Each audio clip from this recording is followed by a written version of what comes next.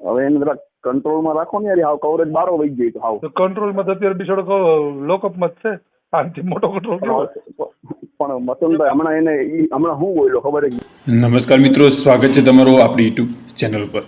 તો મિત્રો, મનસુખભાઈ રાઠોડનું બહુચર માતાજીના અપમાન બાદ પોલીસે કરી છે ધરપકડ. પરંતુ મિત્રો, ધરપકડ બાદ વસંત ચાવડા સાથે એક વ્યક્તિએ ફોન ઉપર વાતચીત કરી છે. આ વાતચીત દરમિયાન મિત્રો, વસંત ચાવડા અને આ વ્યક્તિ બંને વચ્ચે મનસુખભાઈ રાઠોડ વિશે ખૂબ જ મોટી ચર્ચા થાય છે. જેની અંદર મિત્રો વસંત ચાવડા જે છે મનસુખ રાઠોડ વિશે ઘણી બધી વાતો કરે છે. તેમજ કહે છે કે ઘણા લોકોના ફોન આવે છે મનસુખભાઈ રાઠોડને ધક્કો આપવાનું કહેવા માટે. પરંતુ મિત્રો, વસંત ચાવડાએ એવું પણ જણાવ્યું છે મનસુખ રાઠોડ જે છે એ કોઈની વાત માનતા નથી, એટલે હું પણ એમને કંઈ કહેતો નથી. તેમજ મિત્રો, તેમને મનસુખ રાઠોડની શું સજા થશે અને તેમને આવું કેમ કર્યું એ અંગે પણ આ વ્યક્તિ સાથે ચર્ચા. સામેની વ્યક્તિ પણ મનસુખ રાઠોડને ટપકો આપે છે અને તેના પર ગુસ્સેથી વાત પણ કરે છે. જે અંગેનું મિત્રો આ બંનેની વાતચીતનું રેકોર્ડિંગ હાલ ખૂબ જ વાયરલ થયું છે. તો મિત્રો, મનસુખ રાઠોડ ધરપકડ બાદ આ વસંત ચાવડાનું કોલ રેકોર્ડિંગ જે હાલ ખૂબ જ વાયરલ થયું છે. મિત્રો, કોલ રેકોર્ડિંગ એકદમ નવું છે, તો તમે શાંતિથી અંત સુધી સાંભળજો. અને આપણી ચેનલ પર નવા છો તો ચેનલને હાલ જ સબસ્ક્રાઇબ કરી લેજો અને બાજુમાં આપેલું બેલ આઇકન પણ દબાવી દેજો. વસંતભાઈ, હા એ મુકેશભાઈ બોલું છું ગોંડલથી. બોલો. એ મેં તમને 2-4 દિવસ પહેલા મતલબ 15-20 દિવસ ફોન કર્યો હતો લાવ મનસુખ રાઠોડના મેટર માટે. હા પછી તમે કે હું ફોન કરીશ એમને.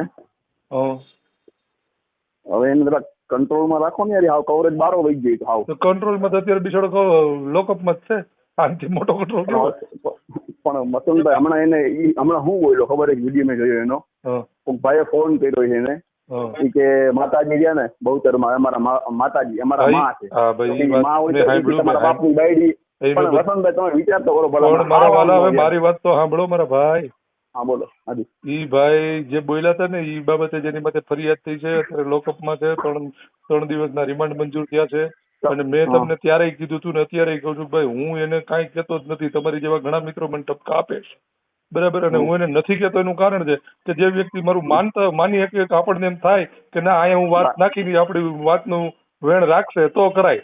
તમે તમારી આગળ હું કંઈક લઈને આવ્યો વાત અને તમે મારું માની શકો એમ તો હું આવું તમારે આગળ. તમારે માનવું જ ન હોય તો મારું કામ માથું પસાડું.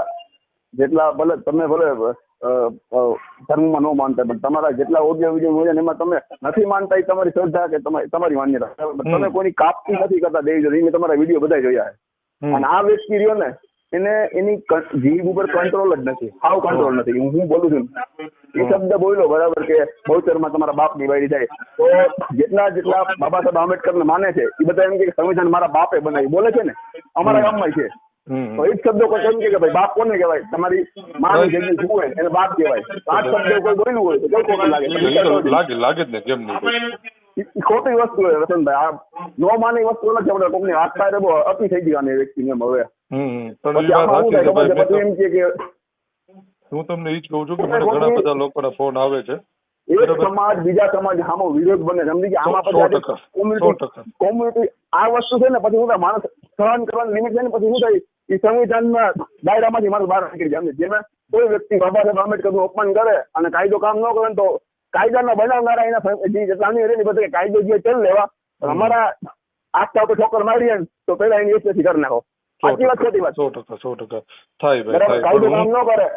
હું ઈ જ કહું છું મારા આંબેડકરના પોતાનું લોકો અપમાન કરતા હોય બરાબર, અને પોલીસ ને કહે પોલીસ કાર્યવાહી ન કરે ને, એટલે જેટલા દલિત ભાઈઓ રહ્યા ને એ આખો એરિયો બાંધમાં લઈ લે. ભાઈ અમારી આસ્થા ઉપર ખેલ થયું તો ગમે તે નાતને ગમે તે ધર્મ હોય, સમજી ગયા? આમાં લોકોની આસ્થા જોડાયેલી દરેક વખતે પછી બસ લોકોની લિમિટ ખતમ થતી જાય એવું લાગે. વાત તમારી સાચી છે, પણ મેં તમને કીધું એમ કે મેં એને યાર એટલા માટે એ બાબતે ચર્ચા નથી કરતો કેમ કે મને ખબર છે કે એ વાતથી હું એને વાત કરીશ પણ એમાં સમજશે નહીં કે બંધ કરશે નહીં. એના કરતા આપણે ખોટો મગજ બગાડવો. અત્યારે તમારી સાથે હું શાંતિથી શું કામ વાત કરું? કેમ કે તમારી વાતને સમજો છો. અને હું એના ગામની બાજુમાં ગોંડલ તાલુકો રહ્યો ને, એનું કોરડા તાલુકો છે, મારો ગોંડલ તાલુકો હોય. મેં મેસેજ કર્યો ભાઈ એવું તો રૂબરૂ ગોંડલમાં મળી રહે. તકલીફ હોય અમને કે અમે તમારું કઈ અપમાન કરતા તમને દીકરા તમે જેમ કહેતા ને કે મૂછો રાખે તકલીફ પડે છે કોડી પર, એ ખોટી વસ્તુ છે, એ ખોટી જ છે. એમાં અમે સપોર્ટ કરી છે ભાઈ, ખોટું જ છે. આ વસ્તુ કોઈની નથી, બધા પોતાની સ્વતંત્ર જીવન અધિકાર છે. પણ જે વસ્તુ ખોટી રીતે અપમાન કરે છે ને કે તમે માતાજી છે ને જે કરતા હોય ત્યાં તમે અપમાન કામ કરો, લેવા દેવા. તમારા ઘરમાં આવીને કોઈ કર્યું હોય બરાબર, અને તમારા ઘર ઉપર કઈ એવું કર્યું હોય અને ધતિંગ કર્યું માતાજીના નામે કે ભગવાન નામે, તે તમને પૂરો હક છે ભાઈ, એની તમે માં બેન કરી નાખો, સાચી તમે આમાં સપોર્ટ માંથી. પણ હાવ લેવા દેવા વગરની ઉછીની લઈને તમારા માતાજીનું અપમાન કરવું તો વસંતભાઈ ક્યાં સુધી સહન કરી? કોઈ ન કરે ભાઈ, કોઈ ન કરે. વાત સાચી તમારી. એટલે હું મને ઈ તકલીફ છે. મેં તમને કીધું એમ, હું એટલે જેની મને લગભગ રોજના 5-7 ફોન તો આ બાબતે જ આવતા છે કે ભાઈ તમે મનસુખભાઈને સમજાવો, મનસુખભાઈને સમજાવો. પણ જે સમજી શકે ને એને સમજાવે. મને ખબર પડે કે હું ભાઈ ફલાણા ભાઈને આગળ જાય આ વાત લઈને, એ મારી વાતમાં કઈક સમજ છે. પણ જે મારી વાત જ ન સમજવું હોય ને એનું જ ઊંચું રાખવું હોય તો પછી એની યાર માથાકૂટ કરવી વસ્તુ યોગ્ય નથી. હું આટલા ટાઈમથી આ વિડીયો બનાવું છું, બરાબર, હું વિરોધ કરું છું, પણ કોનો કરું છું? જે વ્યક્તિઓ આવું કરે છે એનો કરું છું. નથી કોઈ સમાજ નો કરતો, બરાબર, નથી કોઈના ધર્મ નો કરતો, તો મારી યાર બીજા કોઈને વાંધો નથી. મને જેટલા વિરોધમાં ફોન નથી આવતા ને એનાથી 10 ગણા ફોન સપોર્ટમાં આવે છે. તમે સાચા છો. સપોર્ટમાં સાચી વાત છે. કારણ કે જો જસુભાઈ કોઈ જાતિ નીચ નથી, પણ દરેક જાતિમાં કોઈ ને કોઈ નીચ તો હોય જ. હા, હોય જ છે.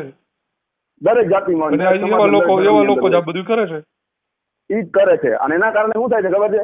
એક સમાજ બીજા સમાજનો વિરોધ થઈ જાય છે. આમાં વળી ઓલા ભાઈને જયારે મનસુખભાઈ રાઠોડનો કોઈ ફોન કરી અને ગુસ્સામાં જાતિવાચક શબ્દ કહી દે એટલે એ વાત ક્યાં સુધી સમાજ સુધી પહોંચી ગઈ આખી.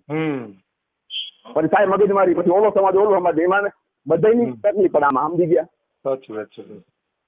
આ કોઈ સમજાવે તો ઠીક છે, બાકી હવે તો એના દિવસો મને લાગે ભરાઈ ગયા છે. હવે બહુ વધારે પડતું ઓલું કારણ વગરની ખોટી ઉપરાણું કે દુશ્મનીઓ લ્યો ને, હું તો એમ કહું કોઈના સમાજ પ્રત્યે કે કોઈના ધર્મ પ્રત્યે લ્યો તો પછી લોકો બોલવાના છે.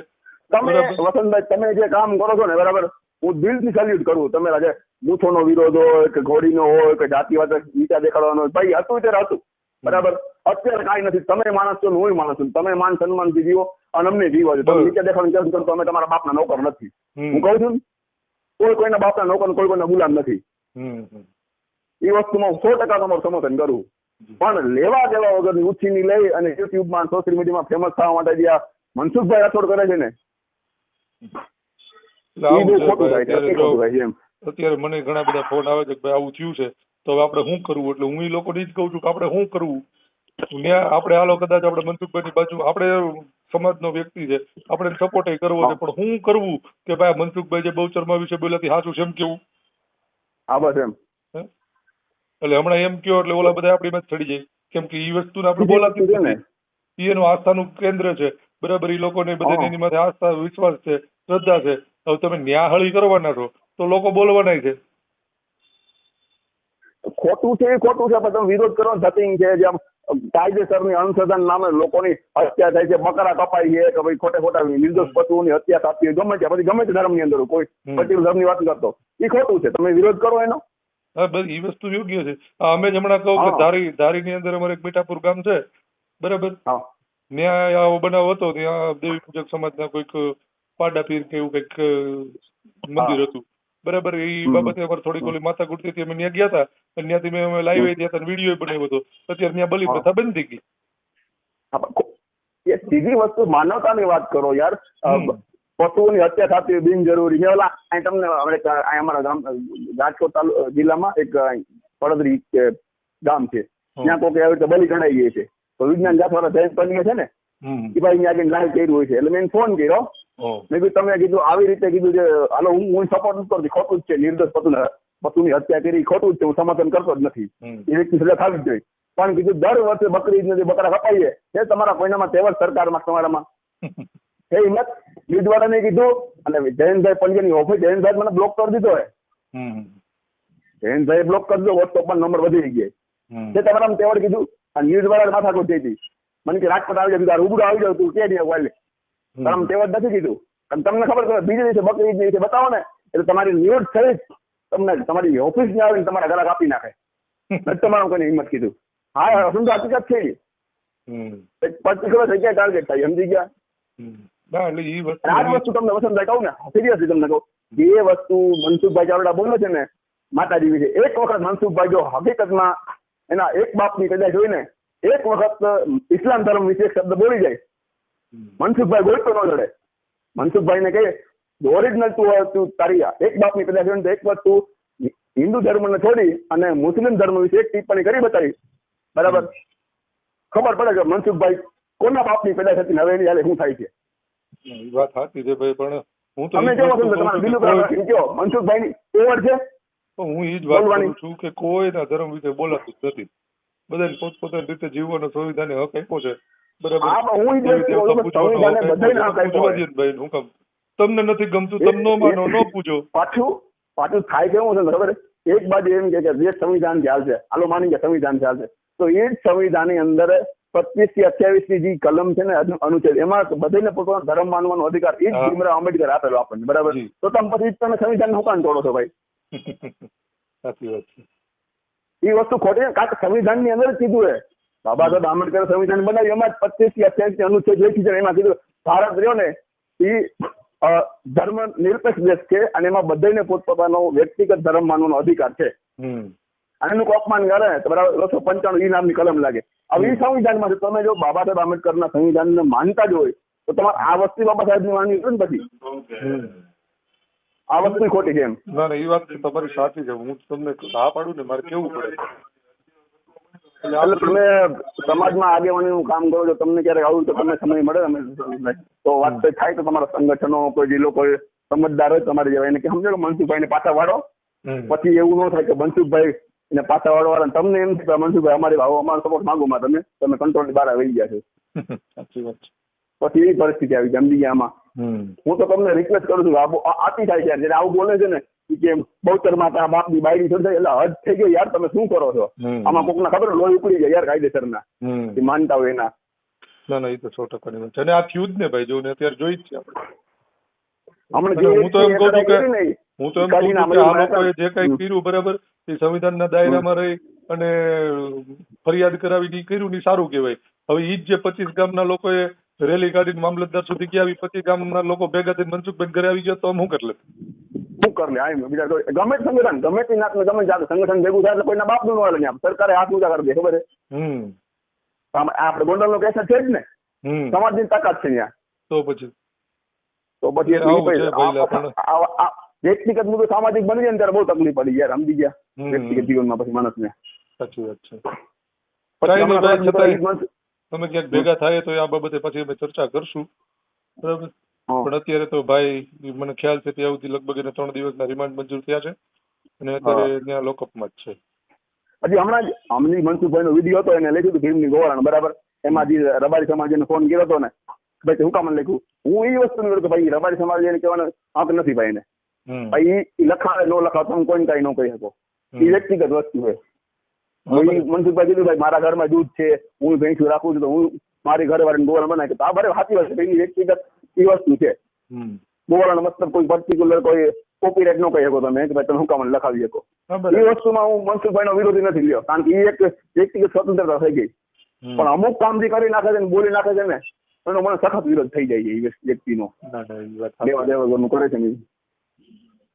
સાચી વાત છે. ભલે ભાઈ, છતાંય મેં કીધું એમ અમે આ બાબતે તમે જે ભેગા થાવ તો ભાઈ હસનભાઈ જોજો તમારા હું તમને તમારા સમાજના કાર્યક્રમ તમે જે કરો છો ને એમાં હું બધી રીતે તમારા એક વિડીયો મને જે કે મારા વસંતભાઈના વિડીયો નેગેટિવ કોમેન્ટ કરવી પડે કે અથવા એનો વિરોધ કરવો પડે, ફોન કરવો પડે. અત્યાર સુધી દરેક સમાજને એમ થાય કે વસંતભાઈનો વિરોધ નથી, એને એક જ સ્વાભિમાનથી અમને જીવવા દો, એટલે અમે નહીં જીવવા દે તમને સ્વાભિમાનથી. એ તો ભાઈ બરાબર છે ને. આ એવી રીતે તમે કામ કરો છો ને બરાબર, એટલે હું દિલથી તમને અને તમને બીજા કોઈને ફોન નથી કરતો હું આ વસ્તુ માટે. મને ખબર તમે આ વસ્તુ સમજી શકો છો આ વ્યક્તિ બોલે છે ને ખોટું બોલે છે. ના ના ભાઈ, ભલે. સારું, હાલો વસંતભાઈ જોજો, બરાબર તમે? જી ભાઈ.